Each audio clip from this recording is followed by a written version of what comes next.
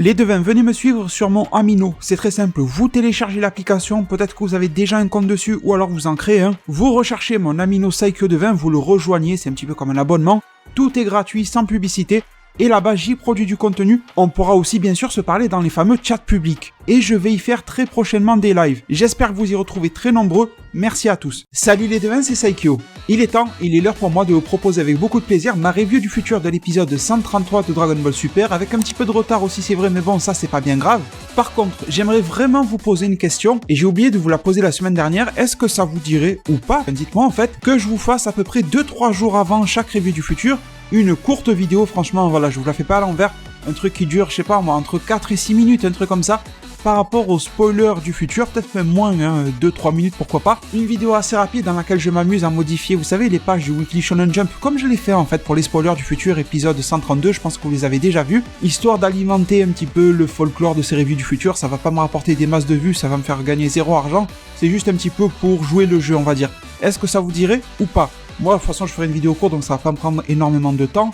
Et voilà, ça peut être matière un petit peu à rigoler, avoir vos prédictions par rapport à ça, si vraiment ce format vous intéresse beaucoup.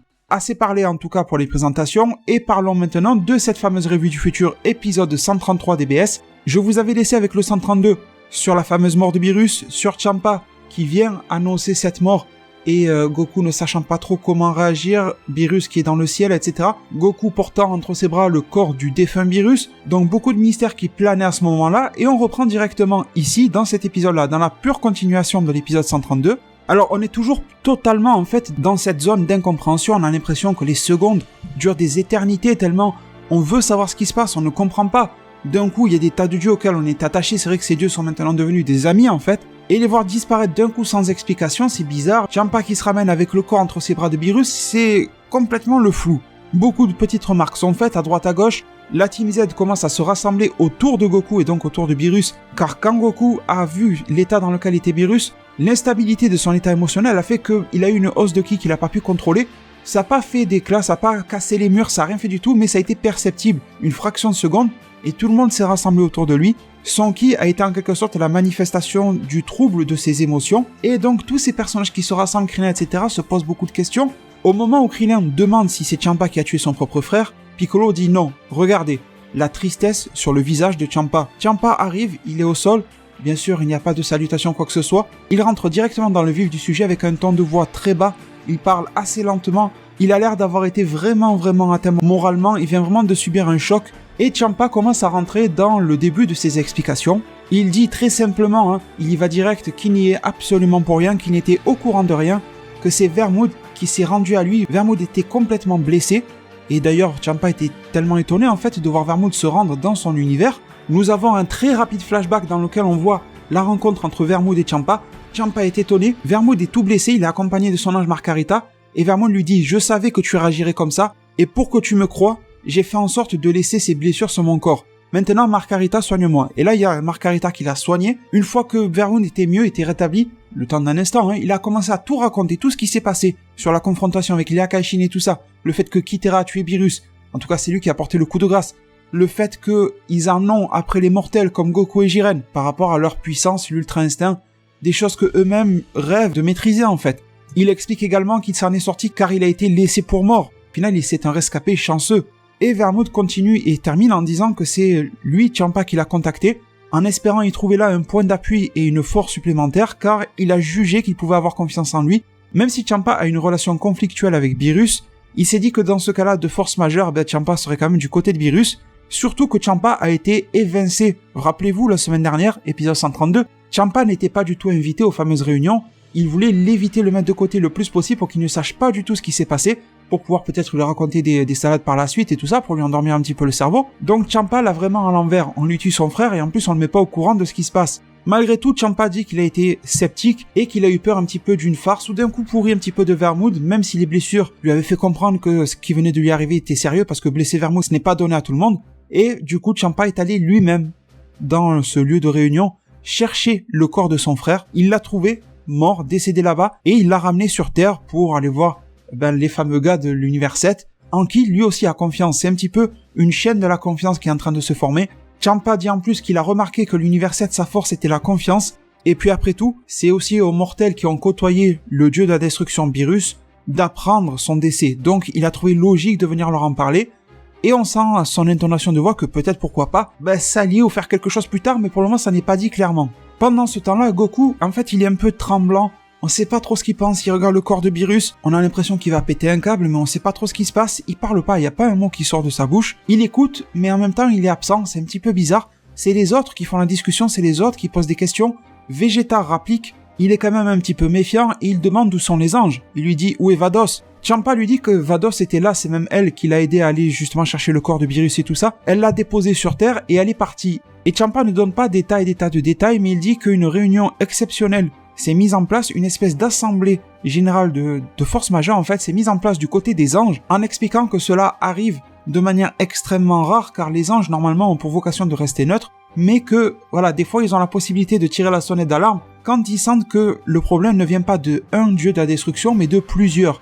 Et là, bon, c'est carrément le cas. Donc Vegeta pense que les anges vont résoudre le problème, mais Champa dit non, ce n'est pas si simple que ça. Au fil des années, les anges sont devenus quand même assez proches de leur Akaishin sans s'en rendre compte, et parfois ont même adopté leur mode de pensée, donc il ne faut rien attendre, ni espérer de cette fameuse réunion. La seule chose, il a dit, c'est que j'ai fait en sorte de demander à Vados de repousser le plus tard possible son échéance et sa décision, parce que cela pourrait avoir pour cause d'alerter le Daishinkan, le grand prêtre, et surtout les Zeno, et qu'il faut agir absolument avant que cela n'arrive, avec bien sûr en se remémorant les effets, les conséquences du fameux tournoi du pouvoir, et ce que ça donne quand quelqu'un, par exemple Zamasu aussi avant le tournoi du pouvoir, quand il essaie de faire un petit peu du grabuge, ce que ça peut donner, c'est lui qui prend cher. Donc on comprend que même les Akaishin jouent un jeu très très difficile, parce que les anges peuvent s'en mêler exceptionnellement, parce que les dieux suprêmes risquent d'en être informés, mais c'est pas pour tout de suite. Champa explique également que Vermod est parti, en fait, organiser une espèce de contre-attaque ou quelque chose comme ça. Champa dit qu'il ne sait pas trop ce que peut avoir Vermod, il est très difficile à lire comme bonhomme, mais en tout cas, la seule chose qu'il lui a dit, c'est qu'il part dans son univers, et que grâce à ses mortels, sous-entendu les Pride Troopers, etc., il pourra planifier quelque chose, et qu'il le recontactera dès que possible. Champa et Vermod ont quand même réussi à se mettre d'accord sur une bonne chose, c'est qu'il faudra taper en premier avant que les dieux ne le fassent. Et là, on a une réaction très intéressante de la part de Piccolo, nous disant, mais attends, si les dieux sont si déterminés que ça, ils ont tué Beerus, carrément, ils ont failli tuer Vermod, pourquoi ne sont-ils pas là? Pourquoi ne sont-ils pas sur Terre pour terminer leur plan, pour tuer Goku? Et Champa soupire, il se met à fixer Goku, et il dit car ils hésitent encore. À ce moment-là, on a une transition, une espèce de fondu, tout simplement pour en arriver sur une nouvelle réunion des Akaishin dans un lieu qui nous est totalement inconnu. Tous les Akaishin de la précédente réunion sont là, sauf Kitera, celui-ci n'est pas là.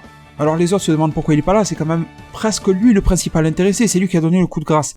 Et on nous raconte qu'il est devenu instable depuis cette fois-là. C'est un peu comme s'il était un petit peu, pas forcément fou, enfin, pas forcément possédé non plus, mais qu'il avait quelque chose de nouveau qui l'habitait. Est-ce que c'est la folie? Est-ce que c'est la rage? Est-ce que c'est la haine? Est-ce que c'est la joie? On ne sait pas.